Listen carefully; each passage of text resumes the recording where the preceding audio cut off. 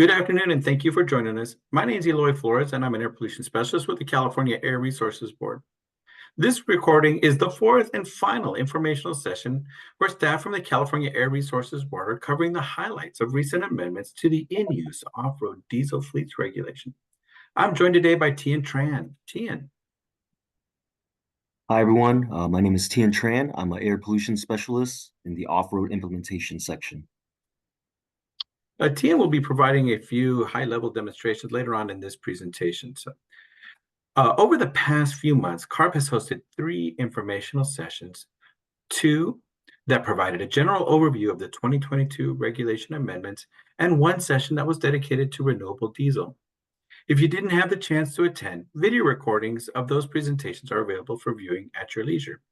In this session, we're going to delve into the details surrounding the contracting requirements within the amendments. Next slide, please. For today's informational session, we'll begin by briefly covering the background on the in-use off-road diesel fleets regulation, as well as other parts of recent amendments.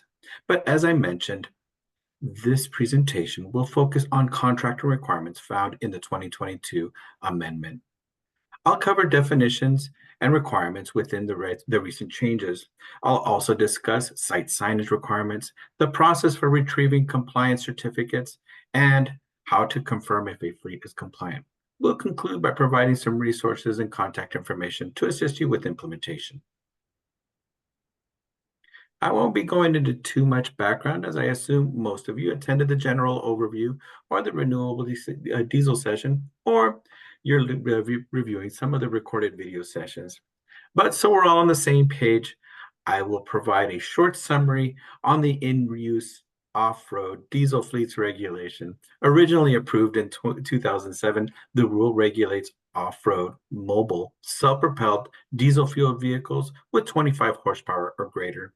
The overall purpose of the off-road regulation is to reduce emissions from oxides of nitrogen, NOx, and particulate matter, PM, from off-road diesel fleets, diesel vehicles operating within California. Yes, this rule is currently active, and yes, we are actively enforcing the off-road regulation. The regulation generally covers equipment used in construction, mining, and other industrial operations. This also includes equipment that is owned by government fleets at all levels. Additionally, the regulation requires fleets to gradually clean up their fleet via retirement, engine replacements, or retrofits by implementing declining emissions-based fleet average targets that each fleet must achieve by certain years. It also prohibits the addition of Tier 0 to Tier 2 vehicles, requires labeling of vehicles, annual reporting by fleets, and includes idling limit requirements. The regulation does make exemptions for the use of vehicles in emergencies. However, reporting and other requirements apply. The regulation does not apply to 100% agriculture or personal use vehicles. The regulation's most current amendments were approved by the board November of 2022. The 2022 amendments were developed through an extensive public process, which included multiple workshops, work groups, and over 30 individual stakeholder meetings over the span of 2.5 years. Major elements of the amendment include phasing out the operation of the oldest and dirtiest off-road diesel vehicles, expanding the ban on adding vehicles, requiring the use of renewable diesel, providing flexibility options to encourage the adoption of zero-emission technology, and introducing new contract requirements, which we'll be discussing in detail in this presentation. Goals for the amendments to the off-road regulation are to achieve additional emissions reductions by reducing ozone, particulate matter pollution, and diesel particulate matter throughout California, and to enhance enforceability of the regulation. Strong enforcement is critical in order to maintain a level playing field for compliant fleets conducting business in California and to ensure the projected emission reductions are being achieved in use. Several adjustments were made to the regulation with this goal in mind, particularly centered around entities that are responsible for hiring fleets subject to the regulation. Much of this information was covered in detail in our previous presentations, but as I previously mentioned, video recordings of those presentations are available for viewing on the website. A link to those recordings can be found in the same place you found this video. Let's move on now and touch on contracting and prime contractor requirements. As I mentioned previously, one of the goals of the amendments is to enhance enforceability of the regulation.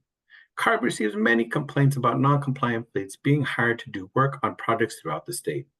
The overwhelming source of those complaints are from people like you, compliant fleets who have done everything they've been asked to do. To help address this issue, this amendment requires contractors and public works awarding bodies to collect CARB-issued certificate of reported compliance prior to entering into a new or renewed contract. All compliant fleets have this certificate or have access to one. It is prohibited to enter into a contract with a fleet that does not have a valid certificate. Certificates must be retained for 3 years after the project's completion. By ensuring that hiring entities are only contracting with fleets that are compliant with the off-road regulation, CARB can achieve its implementation goals more effectively and with more equity than through CARB enforcement efforts alone. This is simple due diligence, a process that is universal across many of CARB fleet rules. It is important, however, to note many of these requirements have been in place for some time. There are exemptions for emergency situations, and I'll discuss those next.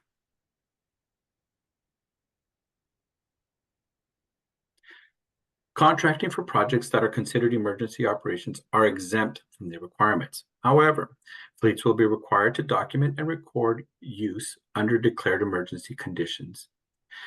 They retain records regarding emergency operation, a description of the emergency, address or description of the location, date of the emergency operations were performed, and an attestation that the vehicles were used for emergency operations only.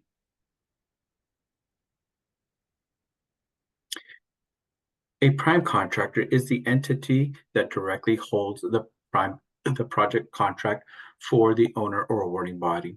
The prime contractor is responsible for overseeing the project or a portion of the project. They are also responsible for job site signage or compliance requirements and reporting. Prime contractors must report any observed noncompliance on their job site to CARB via emails provided on the job site signage. Additionally, if CARB visits a job site and asks the prime contractor for ownership information of the vehicles, then the prime contractor must disclose that information. This is only for a project that lasts more than 7 days. If a project lasts multiple years, the prime contractor must collect compliance certificates every year.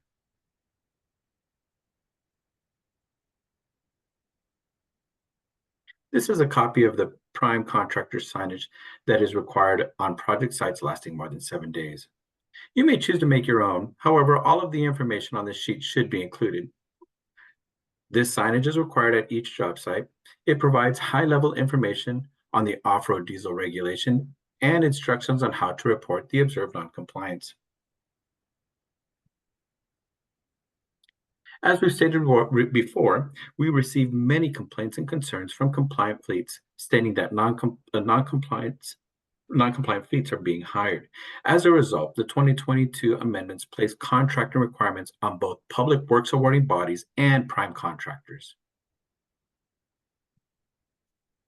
Now, I've tried avoiding reading verbatim what's on our slides. However, in this case, I think it's important that we make sure we all know what role we might be playing when it comes to contracting. For this amendment, a public works awarding body is any public agency, state, county, city, school board, water district, etc., or official thereof in the state of California that awards or enters into a contract for the erection, construction, alteration, repair, removal, or improvement of any public structure, building, road, or other public lands, property, or improvement of any kind. Like the last slide, I want to make sure we clearly define what a prime contractor means. A prime contractor is the entity that holds the contract for a project directly with the awarding authority or the owner of the project to oversee all or part of a project in which vehicles subject to the regulation are operated. And so it's clear, a personal residence is exempt from the contractor requirements so long as the home is not being used as a business. All compliant fleets should have a certificate or have access to a certificate. As I say this, I'm sure some of you might be looking around your office wondering where your certificate might be. Like you, I misplace things all the time. To help us walk us through these situations, Tian Tran will walk us through the process of finding our certificate. Tian, can you show us where to retrieve our certificate for our fleets? Of course I can, Eloy. So what we'll need to do first is log into our Doors account. You can use the link that's provided within the presentation, or you can find the link posted on our program page. So I went ahead and entered in my username and my password. So now go ahead and click on Login. And once we get here, we're on the Doors homepage. So I'm going to go and click on the fleet/company name of interest. So I'll go and click on the ABCDE fleet right here.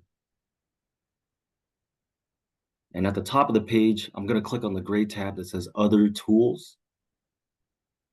And you'll see a list of blue links that get populated. We're going to go and select the third link from the top down. It's going to say Compliance Certificate.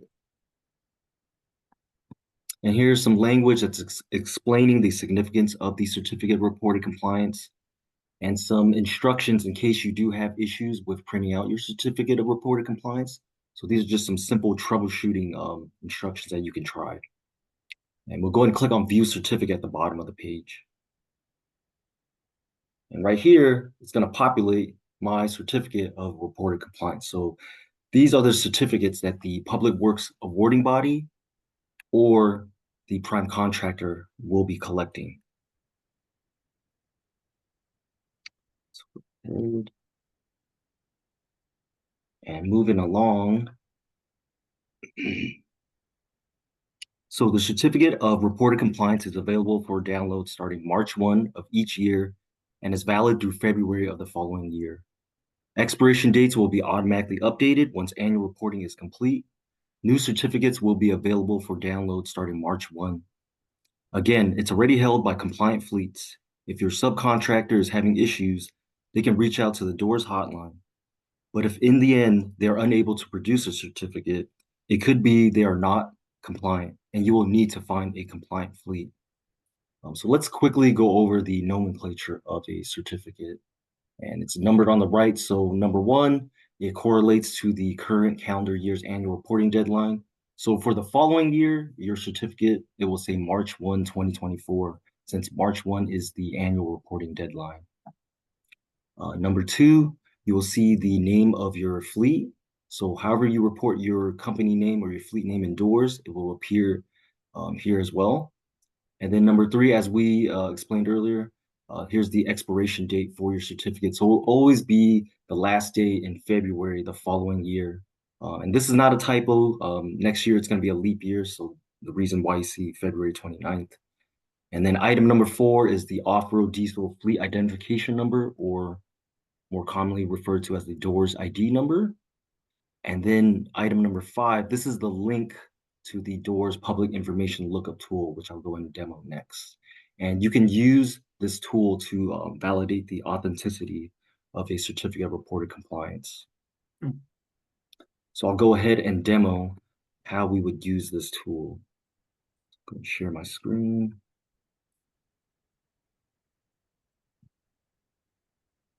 And again, you can use the link that's provided within the presentation, or you can visit our program page. So I'm on the program page. I'm going to scroll down, and under popular resources, I'm going to click on the link that says Doors Public Info Lookup. Then I click on this hyperlink colored blue here. It says search for company compliance information here. And from here, if I know the Doors ID, I can search for the fleet by their ID number, or if I know the company name. And it also allows for a full or partial name search. So for this example, I'll go and look up the city of Sacramento. I'll go and click search. And it shows me the city of Sacramento, their off-road fleet has received their certificate of reported compliance. So this is just one of the ways you can verify the authenticity of the certificate of reported compliance. This is an optional step, but it is available to the public. And I'll send it back to you, Eloy. Thank you, Tian. Appreciate all that information. Let's go ahead and move on to the next slide.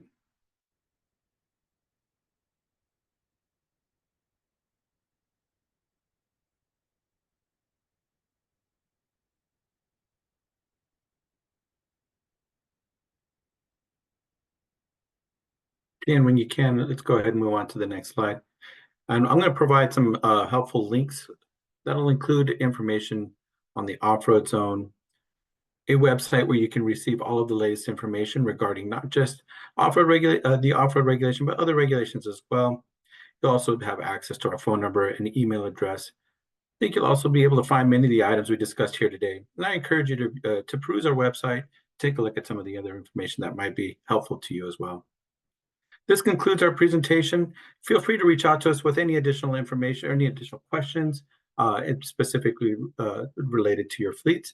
You can reach us via the Doors email or through our Doors hotline. Thank you so much.